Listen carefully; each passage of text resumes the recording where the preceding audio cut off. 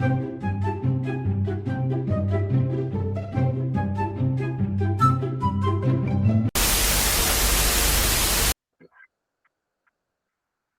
it's let's see, it's recording now. Yes. So make sure I got my stuff out, and we're all set and good to go. All right, let's do this. So go ahead, and introduce yourself. Who's Grace Kat right here? I'm talking to. Hello, I'm Gracie Kat. My name's Grace. I'm living up in Virginia right now, but I met Philip down in Georgia, right outside of Savannah. But yeah, I've traveled around the country doing a lot of environmental work, lots of work with wildlife, everything from also water quality, sampling, lots of volunteer work, anything kind of in the realm of environmental stewardship, including education and outreach and stuff like that. But I also have a lot of fun hobbies that might come up that we talk about today.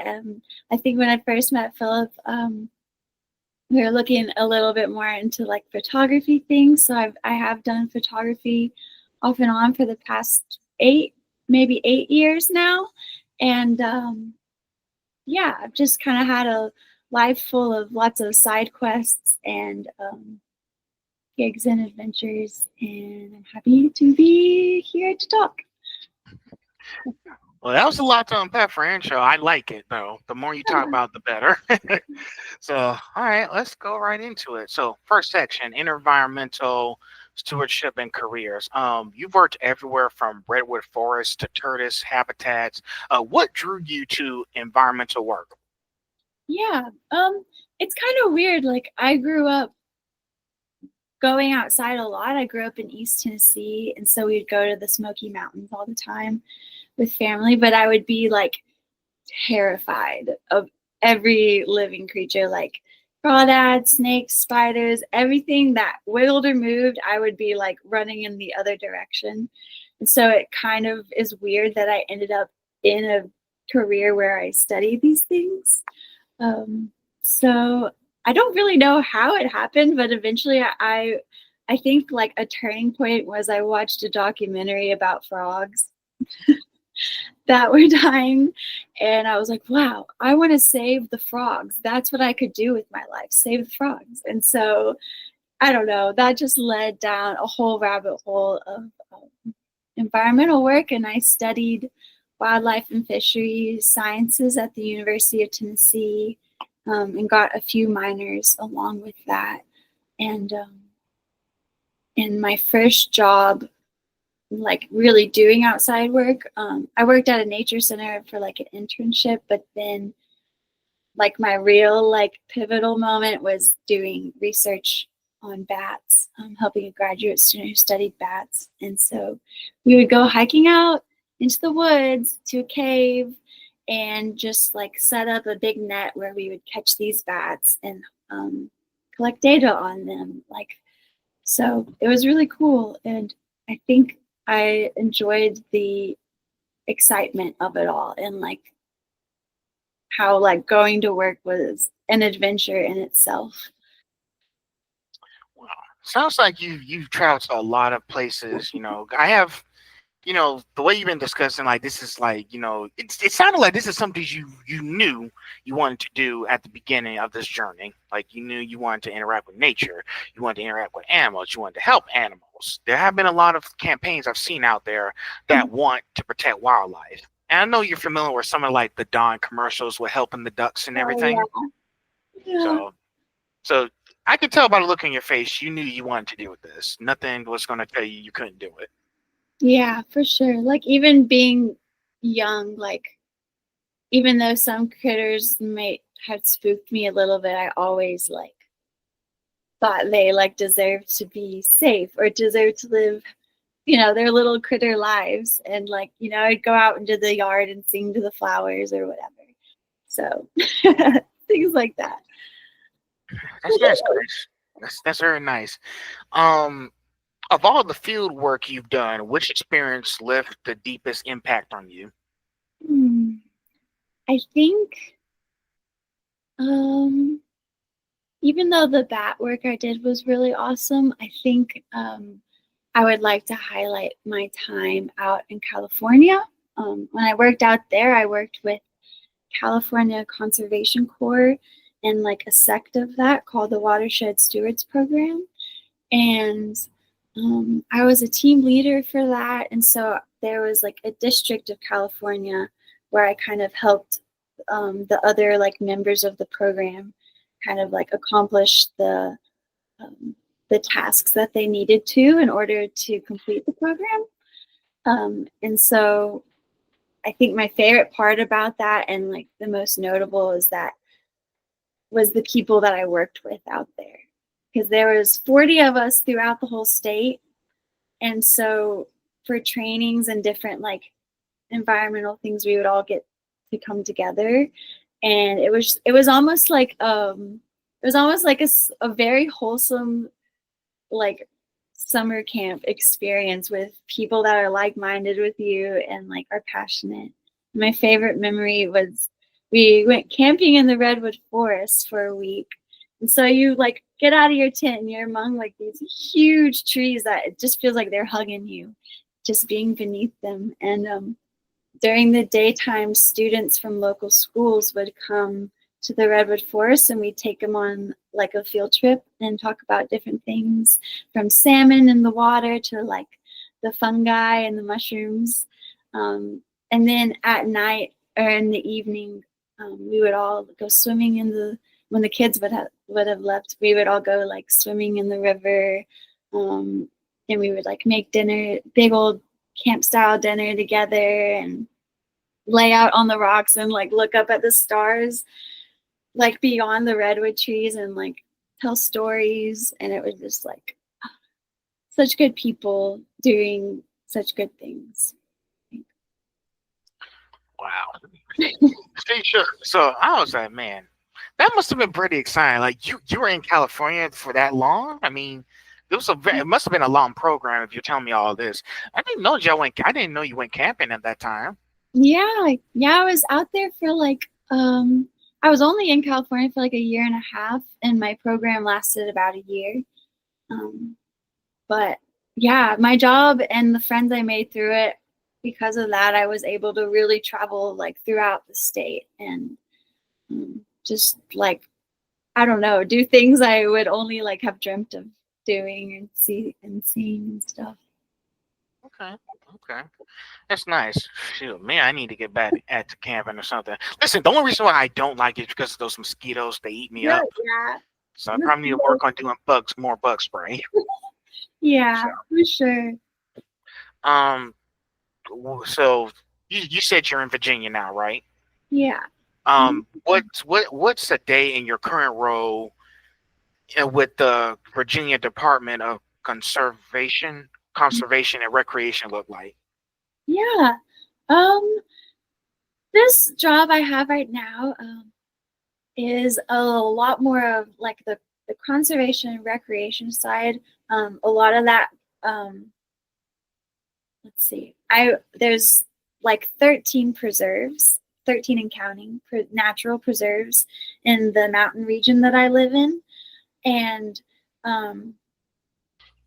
basically I go to these different preserves and make sure they're doing okay. So a few of them are accessible to the public. So I'll go there and help like maintain the trails, make sure they're looking good, make sure there's no trash people left behind, things like that.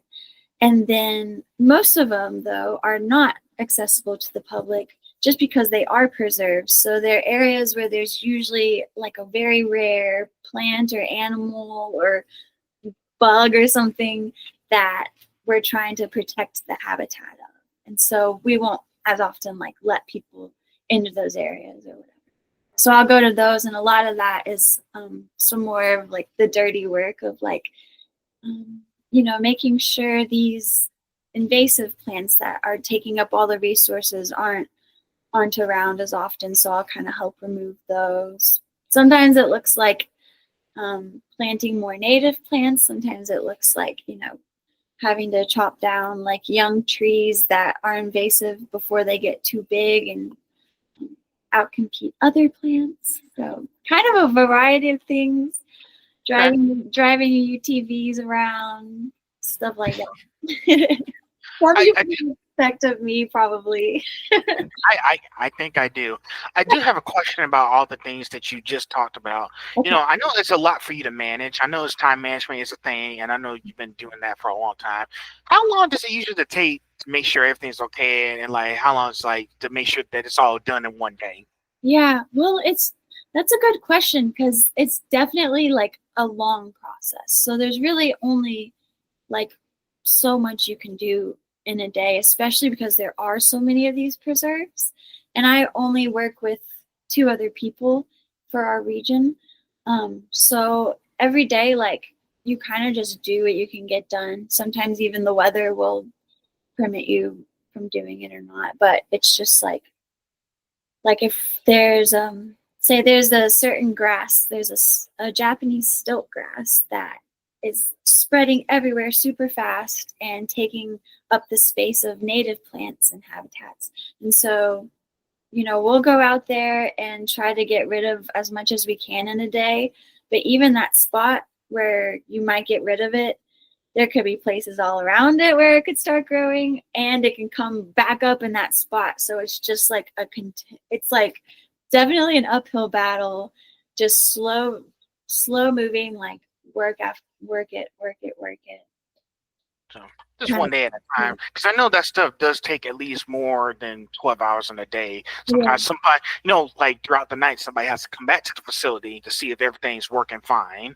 And then it's like, look, let's say for example, if I'm working at a gas station Yeah. and someone has to make sure it's okay throughout the night. One person has to get up in the morning, make sure everything's okay throughout the day, and then another person has to rest and get ready for the nighttime shift and make sure the building's okay, there's no break-ins. So pretty much in your case, same kind of situation. Maybe somebody has to come in to the facility, make sure the plants are okay, and then maybe the next day somebody could take over. But I know you said it's like a more than it's not like a one man job. It's more people involved. So maybe y'all just switch around with groups or teams, maybe. Yeah, definitely. Like, there's only three of us right now, and like we often don't have to come out at night for our part of the project, but like the state parks, which are in the same Department of Conservation and Recreation, they will have like someone on call like 24/7 ready, and like they'll have a night maintenance staff making sure that outhouses are clean and everything. So that's definitely a lot more on their side. They'll be doing the 24-hour keep up with stuff. But yeah, only the Okay. three of us so far. I'm sure you'll have more people, but it's nice that because I know besides the environmental stuff, I know there's a lot more jobs out there that have people on different hours of the Yeah. day. Sometimes they might need them to have like right next to the phone if something comes up. Yeah. One thing you gotta understand, like, if whoever's the manager, the boss, make sure you know your boss where you are. Like usually I tell, Mhm. like for me, I do the same thing. I tell them, hey, I'm stuck in traffic. There was an accident. I'm running a few minutes late. Something came up. I just want to let you know I'm on the way. I might be running a few minutes late. Yeah, for sure. Yeah, Something, you know. we have like a little we have like a little device, since a lot of times we aren't in like an area with service. We have like a device that like we can click a button and it'll alert like three different like people in charge and let them know where our location is, and how serious we need help and stuff like Okay, it's great. See, I'm learning a lot from you. that. See, hey, even in these conversations, I make sure to learn something that I can take away that I can apply to my, my situation too. You Yeah. know, you never know. On to the next one. You've worked with everything from bats to salmon to squirrels. What animal surprised you the most? Oh, that's a good question. Because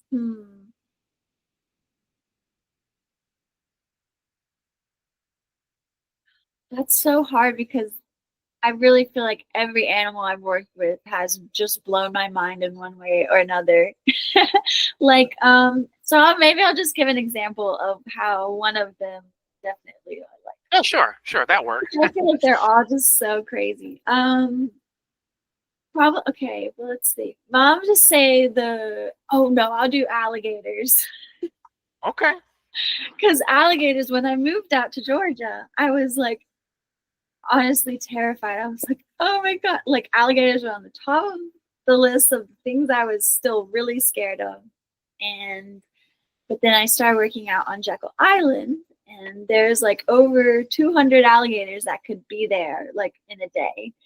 And and I learned a lot about them, including that the mom alligators are like have super like maternal like nature compared to other reptiles. So they'll bury the alligator eggs kind of up on the bank a bit, and they'll be around to guard them and protect them until they're ready.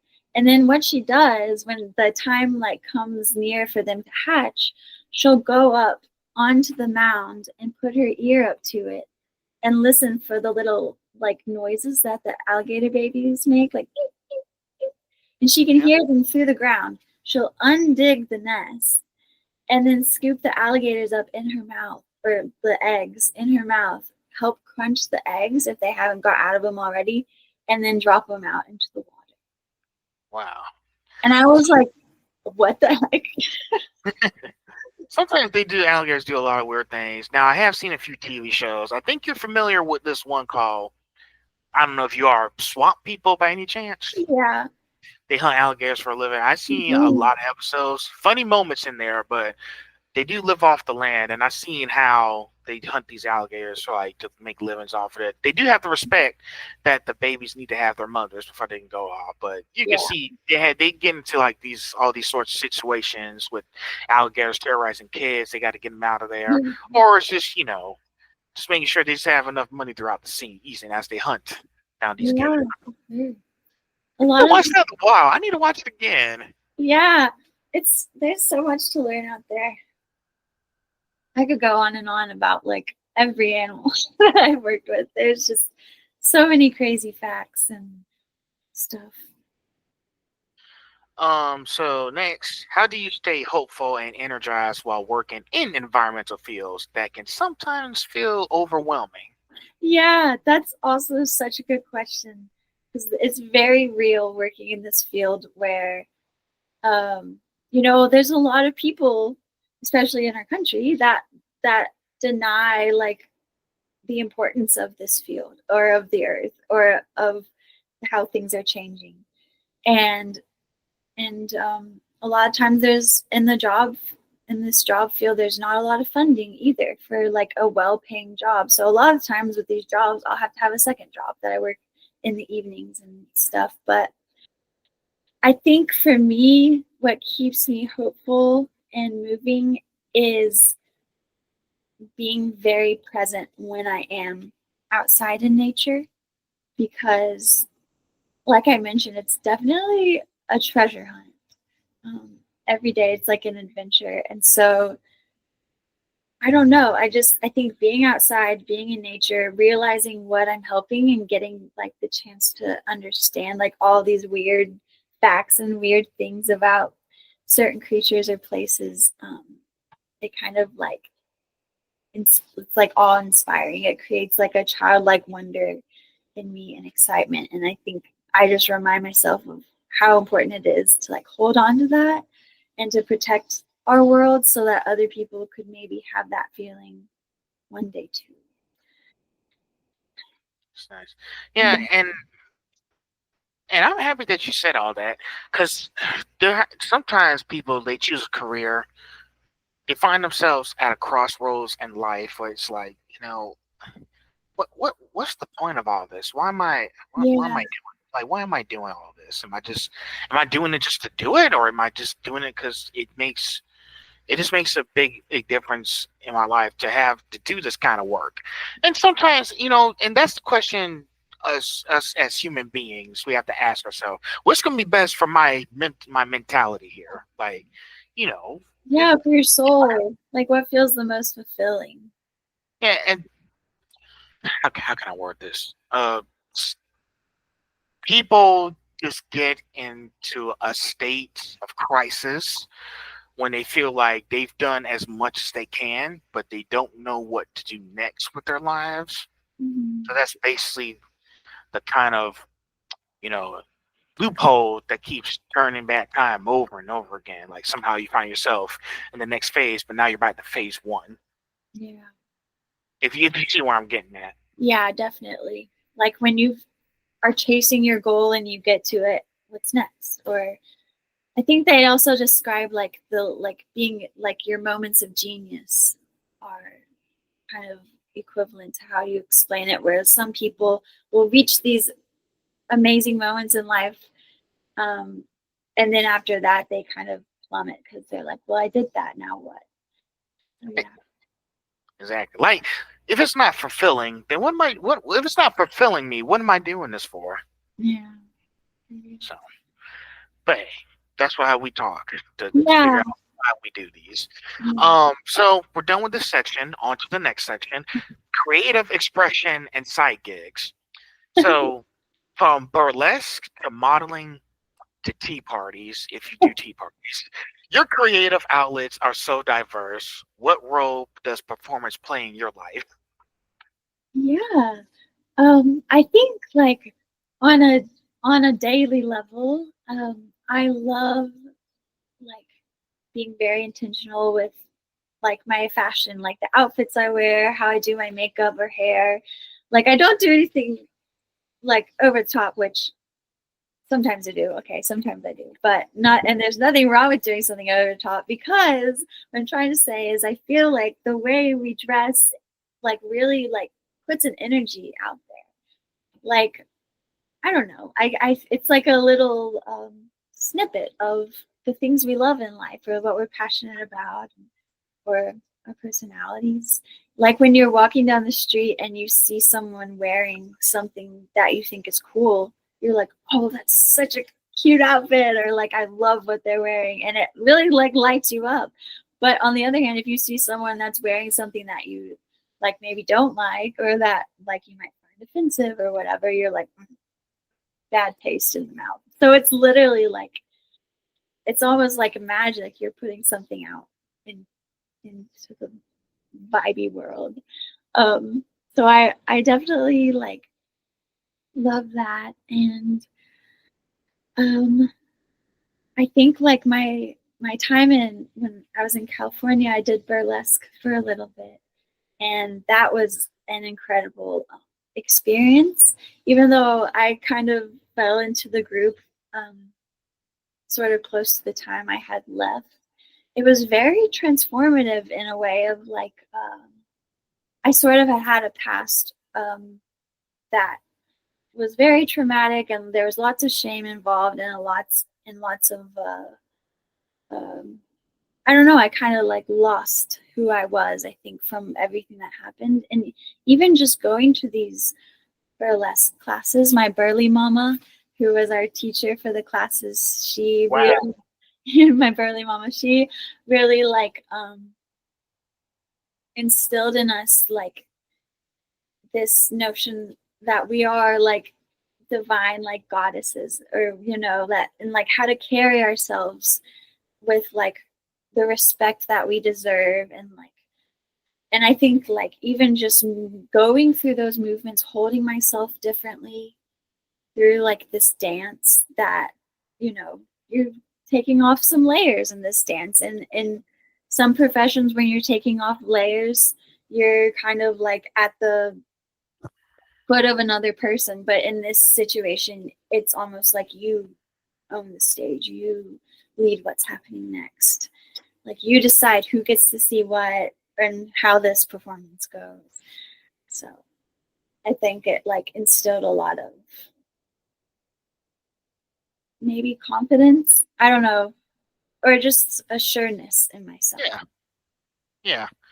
And that's a lot of information. One of the things, and something that you said in your information did there's something I did catch in there. Mhm. Sometimes you doing that stuff or anything we do, like someone's wearing a dress or doing like those fashion shows, and I've seen a lot of fashion shows.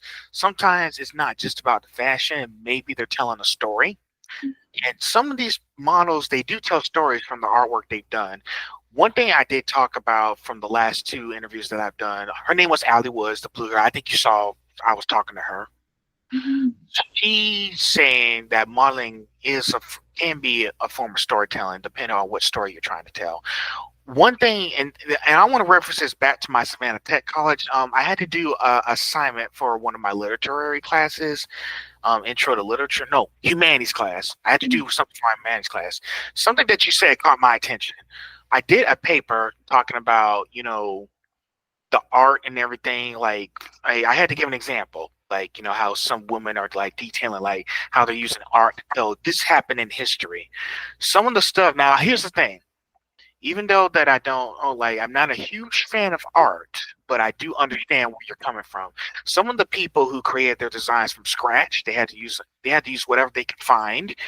They used some of the stuff did detail a story and symbolism on their culture. Some of the people I know, like Hispanics or Asian, they made all their costumes and culturistic views from their standpoint, their perspective. So basically, they were telling their story about how they got to where they are today, what their country is like. So pretty much in that same type of scenario that you're seeing now, especially with you telling me all this stuff now, that's what caught my attention. I thought I might want to bring that up. Yeah, that's awesome. That's a really good point. So, sorry, this just when you said that, I got really excited, and I just want to tell Yeah, you the experience that I did from some of the stuff that I did back then a few months ago. yeah. No, I think that's such a good point. Like bringing up how it is storytelling and for so many different levels, especially when you bring in that culture to it. That it's sometimes like giving that visual we need to like dig a little deeper, understand someone's culture a little better. So, next one, what inspired you to get into modeling, and how has your style evolved since 2018? Yeah. Hmm. What inspired me? Well, I think one part was I was sort of at a moment where at the time, I had just gone through like a big old breakup. I was not doing very well emotionally and mentally and all. So I was looking for kind of like a new hobby and a new way to make friends and to feel empowered as a person. And and that kind of is how it started. And there was someone named Forrest who reached out to me, and I did my several of my first photo shoots with him. And he's a photographer, um, kind of in the East Tennessee community. And so from there, like other photographers around town started reaching out to me, and I got to do so much photography, and it was so fun. I think my style has changed. I used to wear a lot more black. I used to wear a lot more black and a lot more like I almost think I've gotten like more like girly-ish over the years. I don't know. I don't really know though because I definitely will play different vibes or different like moods, and in those cases I'll wear a lot more black. And I follow Okay. the seasons a lot, so I guess I don't know. Well, you had to find your certain niche, Yeah, yeah, that's true. your, That's true. your special place. And I Yeah, know it took some time to get there. I went through the same thing that you went through too. yeah. I think what happened was I was in college, was focused on trying to get my degree. What happened for me was I was so focused on just standing out and just trying to like get people to know me. But then I realized this is not what I wanted. I was not focused on what I had to do. Hmm. But now I get to now 2025. I'm more focused on what I need to do to be successful. Like this stuff I'm doing now with the photos and talking to you guys on this show. This this this is me appreciating the small moments in life, but understanding other people's stories.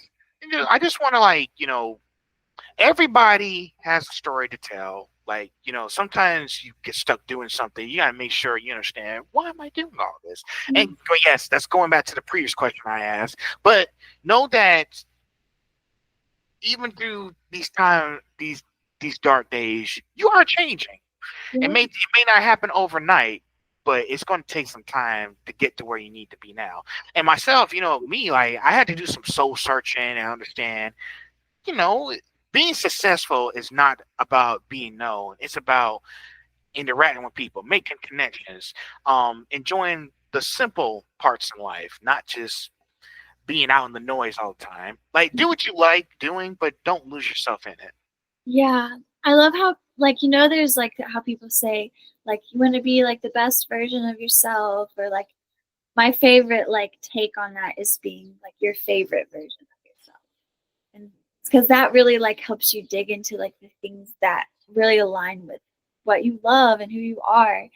And it's okay if it's weird and different than everyone else, because it's what you love about yourself. It's like your favorite part about yourself.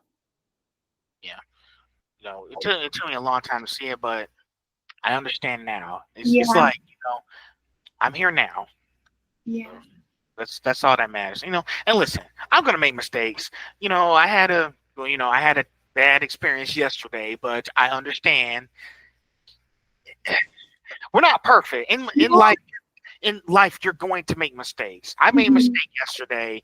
It was really bad, but all I can do is move forward. Yeah. Just keep learning. It, you just get to keep learning and learning. I told myself, look, it all looks bad now, but this is all gonna die down before it comes down to that. Yeah. So You'll just be- just understand, it's okay to make mistakes and learn from them. Definitely. Just try to do better next time, Yeah. and stop putting yourself in these positions. Work on doing better. Don't Yeah. just do better. You got what you're saying. So so next one, and I think you might like this one because this is very interesting. Can you talk about the connection between nature and fashion and your personal expression? Because I've seen some of the photos that you take in, and some of the photo shoots you modeled, they were in nature. So can you walk us through that? Yeah. I think there is definitely a lot of connection between nature and fashion. Um, I mean, nature is our entire is like where we come from. It's our essence. The colors we have on our clothes were first in nature. It's like I think I love doing photo shoots outside because there's so much to interact with and bring in, like from what's around you, or like a mood to feel, or something like that. And I think kind of like how you were talking about, like with the people in your class that would make like fashion that would tell a story with like their culture and Yeah. everything. I think that, like, where was I going with that? I just lost my train of thought. I think that with like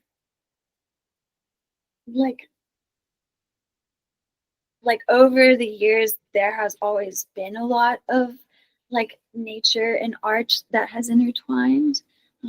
Like there are some lots of forms of like dances from lots of different indigenous cultures that might like we'll have music that will replicate like the rain falling, or we'll have there's like the indigenous like hoop dancing where they have like these hoops that they put into like all these like shapes and complexities that tell a whole story of like Mother Earth and the animals that live on it, stuff like that. And yeah, I just think there's so much important overlap from art and nature. Even like in your town, you may have murals with flowers on it that could be local flowers that you see right there on your walls. And yeah, there's so much. I wish I could. I wish I had a modeling career or a burlesque career or something like that. That was like super centered on like nature and stuff. I think that would be really fun. But we'll get there. We'll get there one day. You can still be able to do that stuff. I mean, it Yeah, may not be like something for you like right now, but I think yeah, know, I don't know. Maybe you might want to start your own business at some point. You know, it could Mhm. be possible for you to start your own business with talking about modeling and nature at the same time. Because from my standpoint, you do love nature a lot. There's someone else that I did talk to. Her name is Brianna Gracie. She actually talked about some of the stuff that she did, interacting with community. She's done like a lot of spiritual stuff. She wears like a lot of Mhm. spiritual clothes. I Yeah. think I sent you a few pictures of her. If I'm Mhm. not sure, I'll go take another look. But she pretty much is doing the same thing that you're doing. I don't know about the nature part though. I have to go back and ask her about that. But she Yeah, is something doing similar to you. that's so So cool. Yeah. sometimes the people I do, they have the same ideas, the same goals they want to achieve, and it's like, oh shoot, I had a conversation with that. Yeah, Perfect. that's so cool. It's like like two sides of the same coin. Yeah. So something like that.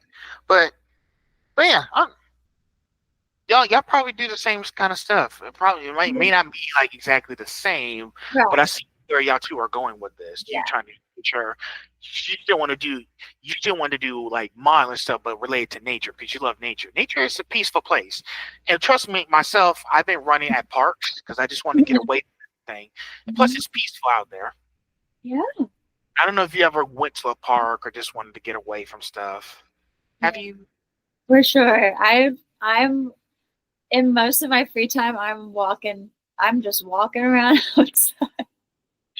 So Okay, there you have it. it's nice. Let's see. All right. This next one is going to be a little funny. You mentioned dancing and even pole at home. Is that correct? Yeah. Um, how has movement helped you feel more connected to yourself? Yeah. No, that's a good question. I think in a lot of ways, like movement kind of I don't know like the science behind it, but for a long time movement has been something that is good for humans.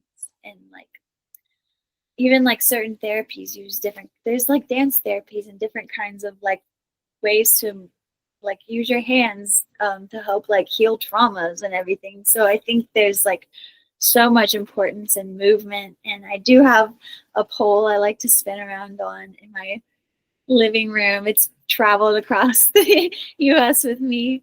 Um, and I love dancing on it. When I first tried to dance on it, I couldn't even like lift myself up at all, like with just my arms. I couldn't even do it. And then Oh, like I just like every day I'd come in and I just kind of like try a little bit, just like pull myself up, and then I'd walk away, and then I'd try again the next day a little more.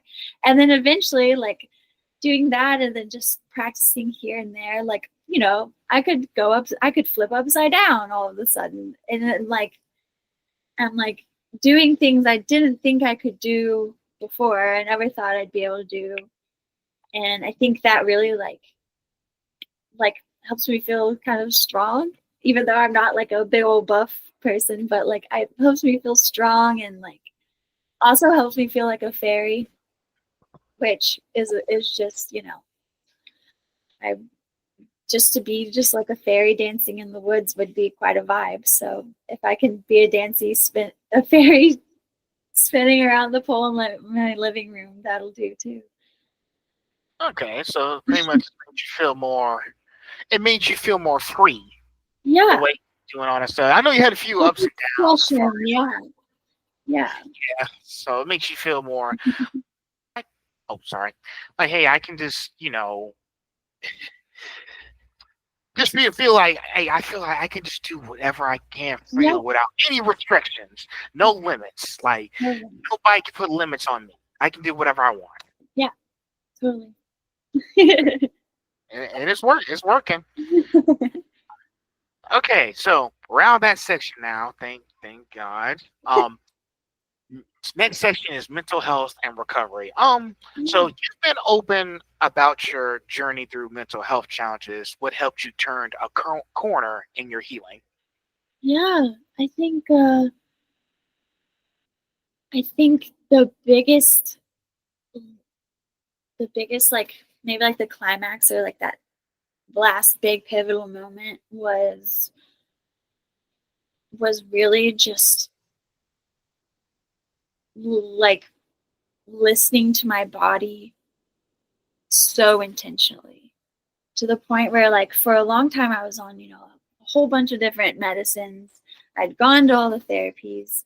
I had like, done so much stuff for years, and I was still just falling apart, and it seemed like still it was getting worse, and my physical health was also just deteriorating. I Oh, was very, very sick from, I guess, the medicines I had been taking, even though I had tried different ones. I had to take medicine to not be sick from the medicine I was taking. And so I kind of just had to listen to my gut and kind of just start with a fresh, clean slate.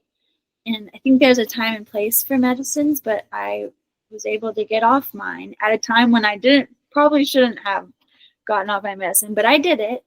And I yeah. completely did everything intentionally I could think of, from eating better, cutting out foods that have additives that actually like affect our mental health and our physical health.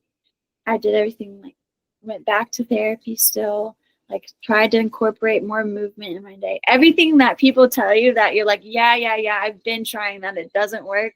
I like just dug so deep into that and allowed myself an incredible like amount of grace through the process, lots of patience, surrounding myself with friends and community that would accept me even when I was feeling bad, and being honest with them, being like, hey, I don't feel good. And they'd be like, you should come over anyway. You can have some soup and you can just sit in the corner and not say anything if you want to. And I'd be like, okay. So just like, and I think just accepting the moments when your emotions get out of control and seeing it as a time when your body's trying to tell you something rather than like trying to just hurt you. So I don't know. Like an example, it would be like, I don't know, like one of the first things that came to mind was when I was working on Jekyll Island, there was a sea turtle that had been hit by a boat, because it happens all the time, and it washed up dead on shore. And I'm there for work, and we have to put the sea turtle like, in a bag to be sent off. And I was like, it was like my second day of work, and I was holding back the tears so hard, and I was like, don't cry. But then I'm like, you know what? Like, who else is crying for this turtle? Like, it's not silly that I have emotions and they feel big, when it just means I care a lot. So I kind of just started loving myself and my emotions. And I think like a combo of all of that and more really helped me just like heal, like more than I could ever imagine, which is wild. It looks like you've been through like a traumatizing event. I know it's there have been a lot of people who have like a lot of mental health problems, and it's just sometimes it just feels like I'm powerless to do anything about it. I just feel like, what can I do if I'm stuck here and I can't make it to the person? Look, like, say this. Sorry, I'm venting here. Uh, No, been through. I can say this: someone in this world could be having a mental health crisis, or somebody could be dying right now. Someone could be dying right now, and there's nothing I can do about it. Yeah. Like right now, somebody out there could be getting ready to pass over and go beyond, and I'm still here. There's nothing I can do about it. Yeah. All the more reason is to just keep going every day and just keep smiling Yeah. and And keep praying too. yeah, like praying and just doing like, I think like doing what you can do. Like, you don't have to save you. It's not your responsibility to just save like everyone who's having a bad like time in their life, but like there are so many like huge little things you can do, like even just like one time I was talking to my friend and I was like, I don't feel like, I belong on this earth. And they said, you know what? They're like, you belong in the woods. You literally are a fairy that should just be dancing around in the woods. That's what you deserve. That's where you belong. And I was like, you're right. But like that, just for the years that I had dealt with um, not feeling like I belonged, even just like a simple phrase like that, because they cared and they saw like magic in me that I had lost touch of, like that was life changing. You just like do what you can, but don't shame yourself for not being the savior of everyone else. And you are right. You can't save everybody. Yeah. You can only try. Yeah. And So, sometimes even just being a witness, like some things feel so out of hand.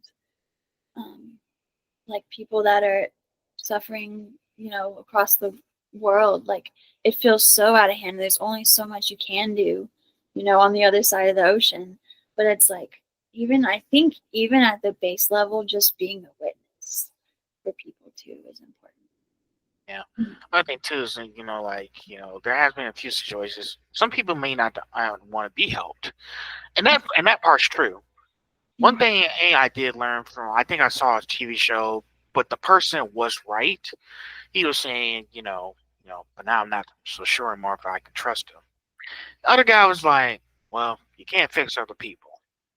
When Mhm. people like that start flailing, it's not your job to rescue them from themselves. It's your job to make sure to be there for them when they're ready to get their life together. Yeah, So, it's a good way to put it. Just be there. mm, Yeah, so because sometimes people don't think, it's not even that they don't want to be helped; they just don't think they deserve to be helped. And sometimes just being there is a good reminder of being like, hey, you do deserve to be helped. You do deserve to have a buddy like by your side when like on your journey to feeling better. For sure. you gotta have friends in tough places. Mm. Um, so I know that was a little emotional, but it's a good thing that we're talking It's about always these good. things because someone that might be hearing us right now, so they can understand this is what I needed. Mm. So that's the main point of me having these kind of conversations. I want to learn your backstory, the challenges, the experiences y'all had to go through. That's why I'm being able to talk to you like this. Yeah. So, next, for others who may be struggling in silence, what would you want them to hear from your side of the story? Wait, say that again. I was saying, for others who may be struggling in silence, what would you want them to hear from your story? Um, hmm, I think just like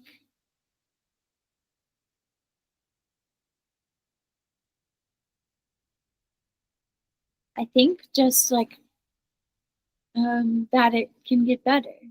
I think like just remembering that it can get better and to be patient with yourself and to like listen to your body. I think those are like the biggest things. Like people always say you're your own worst enemy, but you could also be your like your own best friend at the same time. So it's like I don't know. There's a lot that like I haven't shared with the world, obviously. Like we all have like the depths of like our struggles. And I think a lot of time when people see me, even when I have been at some of the worst times of my life, like I look fine from the outside. And so um, I hope that other people can feel validated in their journey also, because it's one of the hardest parts is not feeling validated or like you're seen. Um, yeah. That's great. And I think people are going to like that you said that because, at least they know there's someone who has gone down the same path as you have. That way they can understand, hey, you're not alone in this. Know that you're not alone in this. You have people who can help you. Yeah. But Mm. the crucial part, this you'll agree with me, the crucial statement I'm about to make here is they can only help you if you can help yourself first. Yeah. So true. Next one, how do you nature and creativity support your mental health today? Yeah. I think like going back to that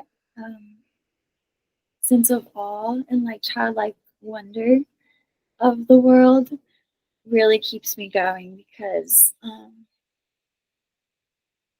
don't know, it grounds me. It's grounding in a way where like when things seem awry, like it's almost like I can escape into this other world that is our world by just going outside and being like, this is the craziest salamander I've ever seen. And then like imagining, gosh, what does the salamander go through? Or like, I don't know, it kind of takes you out of like your own ego and like grounds you and brings you kind of back to your home and where you're living and like um, I don't know, kind of separate it brings you back to your roots, like literally.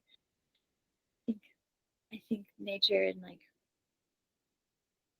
both nature and creativity are helpful in that you I think it's like a unique way of finding yourself because also there's things in nature where I'm like, wow, that makes so much sense that this happens this way and like it's almost like relatable to like myself as a human or I don't know how to explain it, but it definitely just keeps me inspired.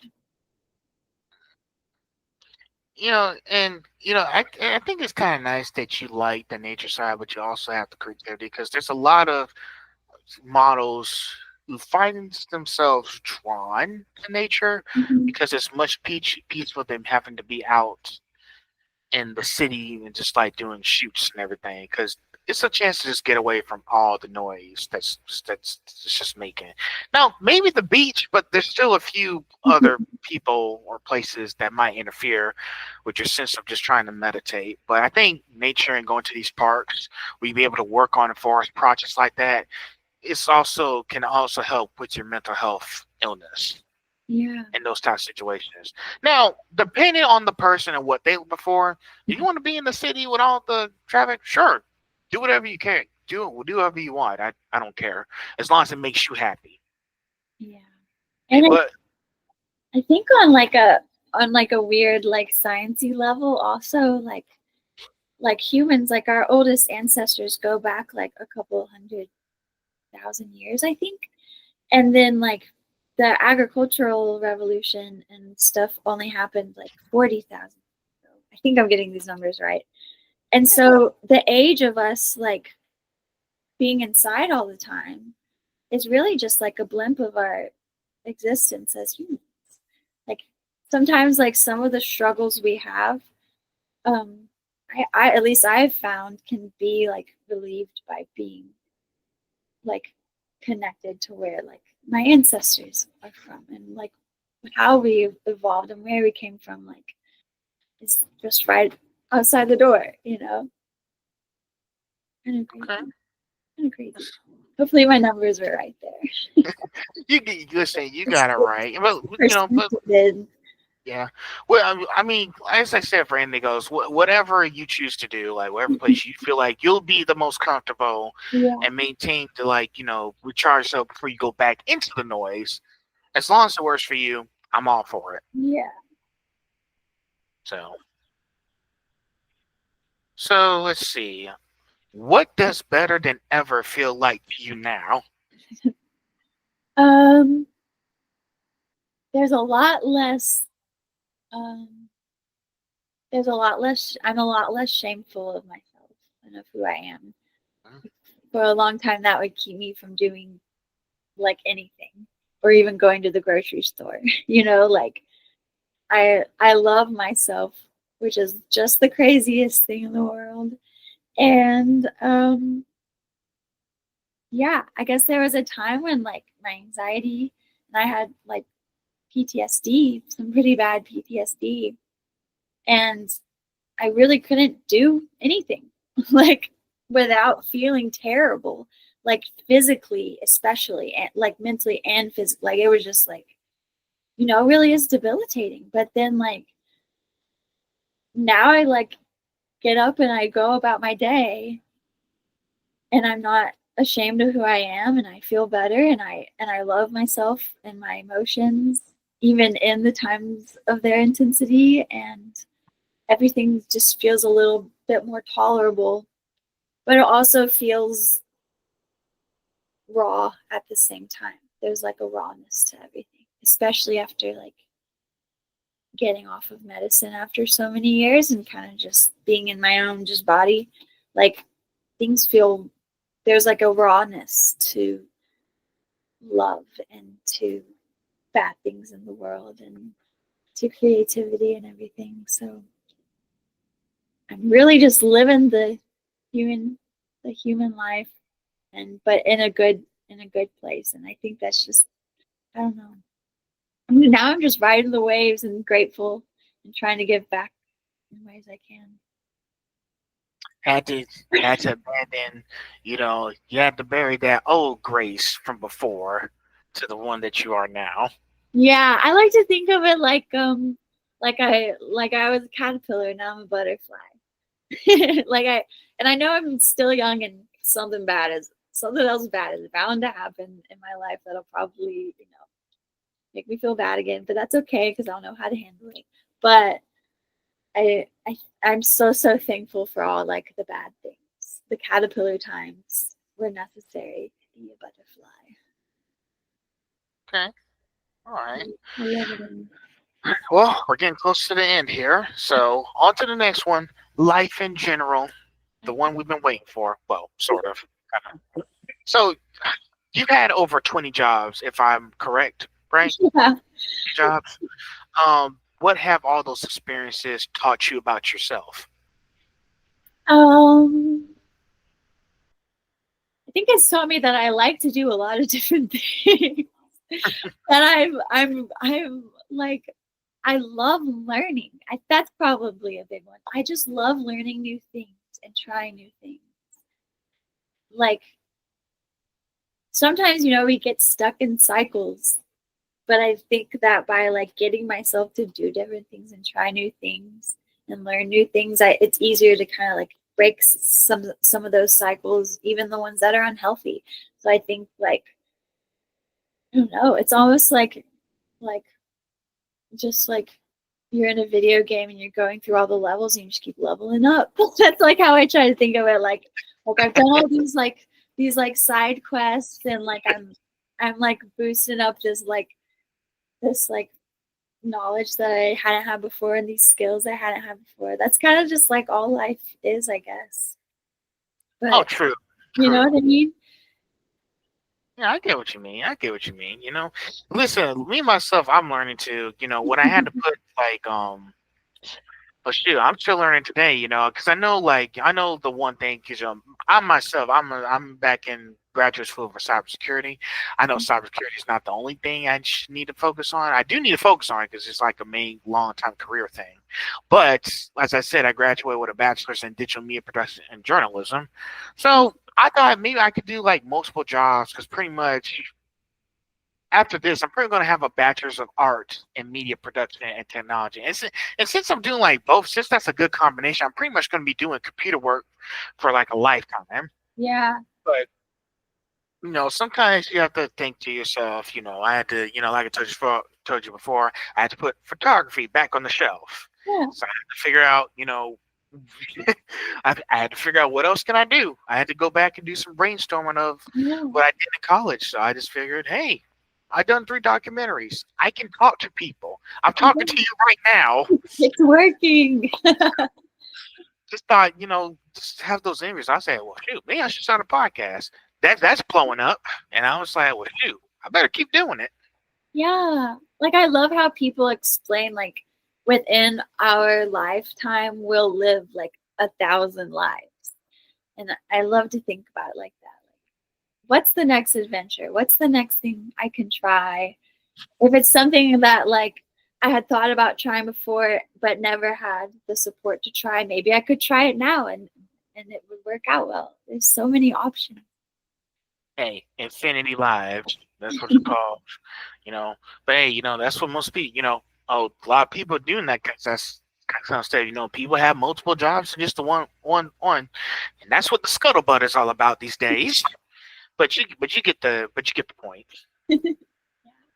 So, what's one ordinary thing in your day to day life that brings you extraordinary joy? Um, well, my cats.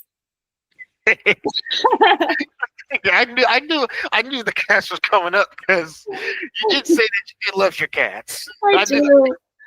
do. I grew up with dogs and like I love dogs, but then like moving around so much, I got two cats, Lottie and Dottie. You can't see them right now, but they're both like on the other side of my computer, like in a ball, Wait, sleeping. for real?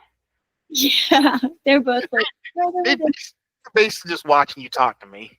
they're so sleepy. They're like asleep. They're like curled up. But Golly. I will just like stare at them.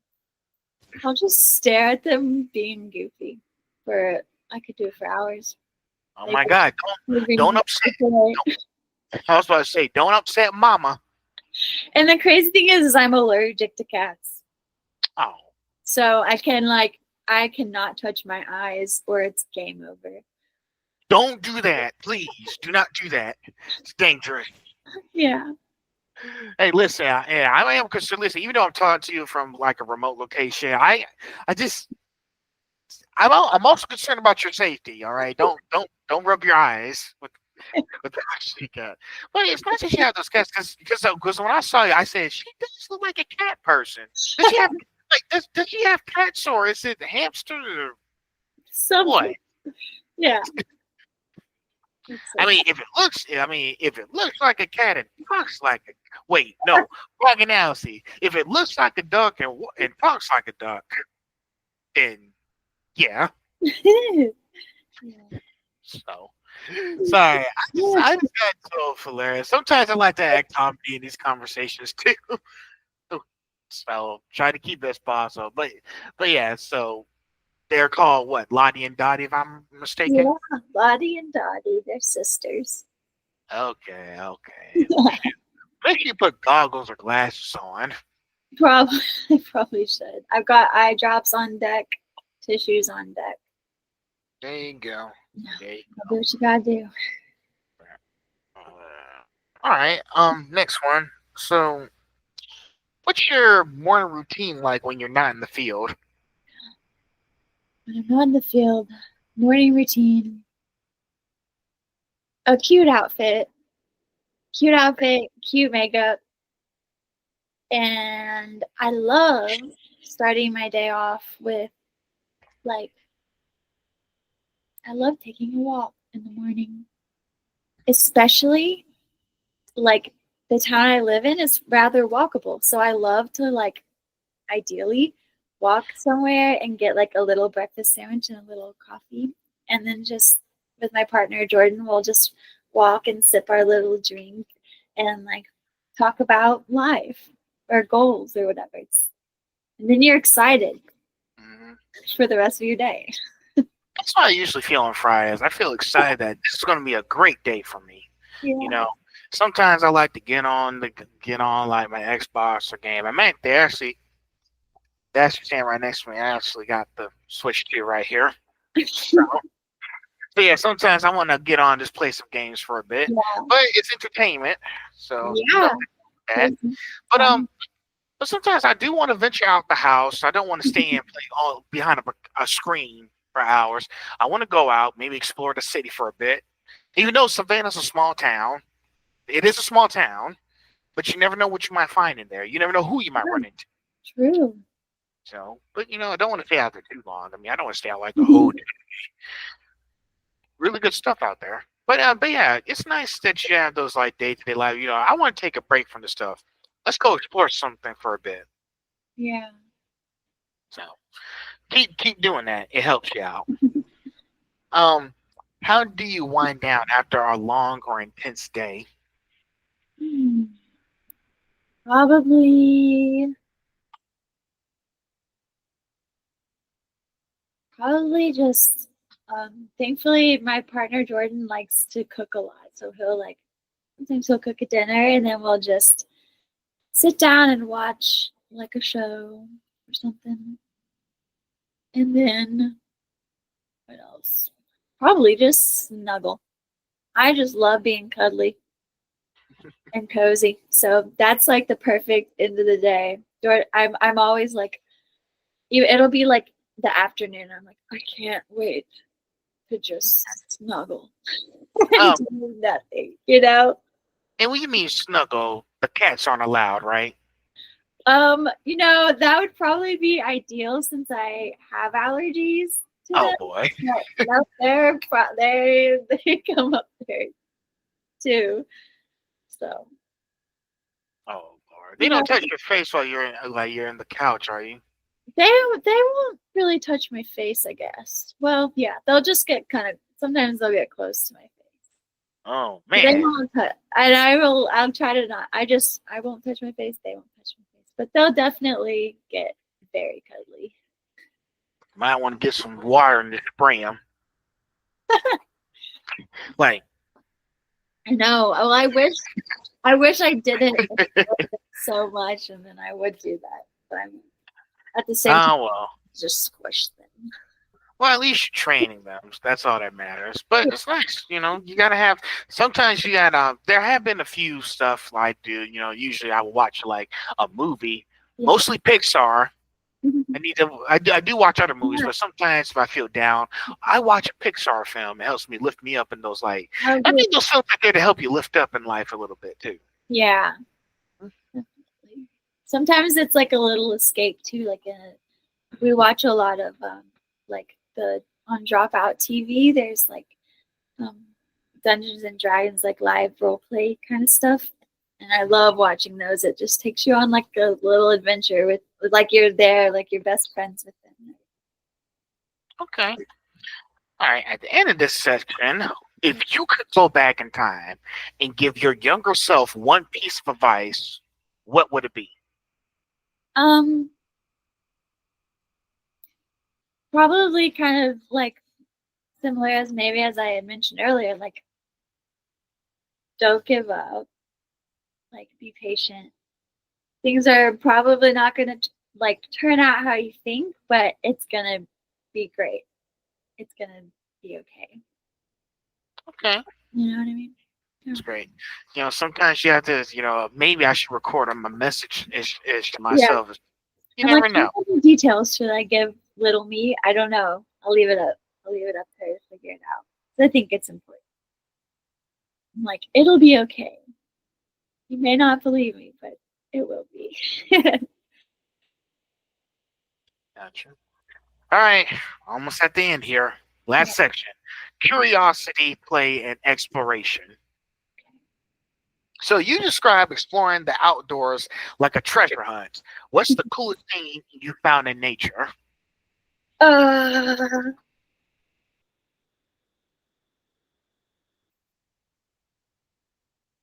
I don't know. I think I'm finding new things literally every day. Okay. It's always cool to see an animal that there have been some animals I didn't know lived in the United States. And seeing them, I'm like, what? But that's probably like elephant seals. Seeing those in California, that was crazy because they're just massive. Um, so like, what are they called? Longhorns? I think that's what they're called. They are like kind of like look like they would be in like a savanna in like Africa or something, but they live in like the west, like out in the middle of nowhere in the western United States. So I think finding those animals is always like, what? I didn't even think they would live here. Or things you would see on like a planet Earth or something, and you're like, I just saw that in the wild. That's always fun. Or a crazy mushroom. And those are my answers. I always see crazy mushrooms. Oh, dude, there's a lot of stuff you may not even find in other forests before. Yeah. Just you start looking. Everything's so diverse. Mhm. Do you ever bring your emotional? No, wait, no, sorry. Do you ever bring your environmental lens into your fashion or modeling work? Um, yeah, I do like sometimes I like to dress like to a theme. So sometimes it'll be like super like all kinds of like butterfly things and I'll try to do like butterfly blah blah blah or like a bird, like a certain bird because so many birds have beautiful colors. I'll like try to like copy like a bird color scheme or something. So yeah, I think there's like lots of different little aspects I'll try to pull in. Okay. Then Yeah, yeah, birds, butterflies. Hey, all what kinds say of what else? hats. I love wearing a good old pair of cat ears. You love cats. Things. Maybe do it for your two roommates that are looking at you. So, yeah, I guess I was thinking because there's a lot of amazing creatures and beautiful animals who love, like you can dress up as anything pretty much, like any colors, like it's like a green theme you want to go for. Be a frog. Yeah. See, you've already done what you wanted to do. You got it. So, but it's nice that you're taking the environmental experience that you've had at your job and applying it to some of the like preferred like creative work that you're doing. Yeah, yeah. And I don't think that's what most people don't usually do. Like they get to a certain job where it's like, I don't know, but how can they apply that to their creative work? Yeah. That's the tricky situation. Yeah. Um, let's see next. And I think I already said this already. What are Lottie and Dottie like as roommates? um, they're pretty good. Dottie is a big like squish ball, and you can just do whatever you want to her. Um, I'm very nice. Don't worry. That sounded like I might be mean, but I'm very nice. And then Lottie is a little sassier, but I'm pretty good at like we're pretty good at reading her since we live with her. But so she's very fun, but she's very also will get very cuddly and is very they are both very fun to play with. I'll like set up like obstacle courses for them or like hide treats in places and I'll just like love to just watch them their little brains turning as they figure it out. They love to they're good company. They're very silly. As long as they make, as long as, as long as they make you happy, because I know you have, even though they might, make mistakes. I mean, they're your cats, so you still love them. They're great. They're very silly. Sometimes you get pets, you have to like learn their strengths and weaknesses. What are their pros and Yeah. cons? Their quirks, their strengths and strengths and weaknesses, their advantages and disadvantages. Like Yeah. if you know what exactly they do.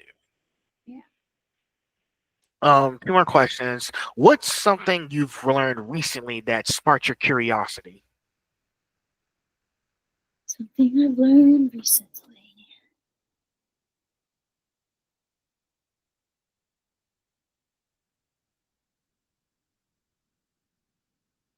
Hmm. I know that's a tough question. That was a hard one. I think I learn a lot of little things often. What is something I've learned? Oh, Hey, well, I don't know. Like, I keep going back to like weird animal facts. it's But okay. but recently I recently learned about naked mole rats and how there's like all the naked mole rats have like certain jobs that they like carry out for their little group. But there was one naked mole rat in the group that like didn't seem to really do anything, but it would always get first dibs on all the meals, and everyone was like, it was just like chilling all the time and like getting really chubby. And then scientists found out that after like when it was like a big rain would come down, this really big one. would go and stick its little bum like up into the hole that they would like use to get into their burrow. So basically, like his job is to like plug like the hole so the rainwater doesn't infiltrate their burrow. And Okay. so that's kind of crazy and silly, but I think learning things like that is it just keeps like is always so mind blowing to me because I'm like, oh my gosh, like there's so many systems and ways things work that are even just so silly like that that I'm like, I never would have known. Just like endless things to learn. I thought that was pretty crazy. Wow. And I always am just like, I got to keep learning more about all these crazy things. Okay. Yeah, sometimes you find something unexpected throughout the regular Yeah, day, and it's like, wait, this happened? like Where was I? Where have I been? Like, why it's didn't so I hear about crazy. it? Yeah, Nobody, nobody tells me anything. I need to know. yeah. It's like there's so much more to the world than we think there is, and I'm just like, God, keep uncovering things. Yeah. All right. So, Okay. one last question: what's still on your adventure bucket list, whether it's career, travel, or personal? Like, what's one thing that you haven't done yet, but you really want to do? Ooh. Well, I've only been out of the country once. I went to Belize and did like some bad stuff down there. But I would love to go out of the country again because I've already learned there's like so much within our own country. I'm like, there's a whole world out there. I just think it'd be cool to like, I don't know, like go to some different countries, explore ecosystems and environments that are totally different than what I'm used to. Um, or just to live in like a different even living across the US, like every city, like the cultures of those cities and communities have been different. I'd love Mhm. to go overseas and see what it's like in communities over there too. It's true, and me myself, I am trying to go beyond just the U.S., but Yeah, there's a few problems I gotta take care at home myself, like making sure that I can take care of myself, mansion, yeah, my money, just trying to work on managing my money and all that stuff. I do want to go these places, but how yeah, can I do that if I can't even take care of myself first? But I do want to go places. yeah. I do have plans to go to Paris, France, Italy, Singapore. Lots of amazing places out there. Maybe I can learn something. Yeah, the time will come. So main thing is just if you want to get there, just stay focused. Just make sure you do Yeah. what you have to do. Like don't lose a step. So get fine. Lastly, any advice you want to give to anyone who's trying to do the same stuff as you are, or any other type of related field? Yeah, if I guess if anyone wants to get into the environmental field, there's so many different like sectors of it. I think like for me, I've done a lot of volunteer work, which I know some people are like, I'm worth more money, but also like volunteers are so important and it's such a great way to build up your skill set and to meet new people and to do things you otherwise wouldn't get to do. So I'd say volunteer a lot. Um, and yeah, and be open to like keep your self-worth in mind and your goals in mind and in view, but also like if you get a job that only has a few aspects of the environmental career that you like and like the rest of it isn't as aligned with what you want to do, I would still say like take like especially in our like with our government, like take what you can get and like get what you can from it, and it'll like keep leading to new things. Like think of it as like stepping stones. Like you don't have to get to the end goal right away. Just like even things like if you are serving at a restaurant and you want to do environmental work, you can still use like the skills in your restaurant to be like, hey, I'm great with working with a group of people. Like I can work with a small group of researchers. I like to be on top of things and time management, blah, blah, blah. All those skills you can use everywhere. So just like use your skills to your advantage and don't be afraid to just keep like going and just take it one step at a time. True. All right. Well, that wraps up today. Well, it's been nice talking to you finally. But yeah, this is Grace. Go make sure you check out her profile. She's done a lot of environmental work, and yeah, just take what she said into consideration. You might find something you like. Yay, thanks for having me. Good thing. Thanks. So.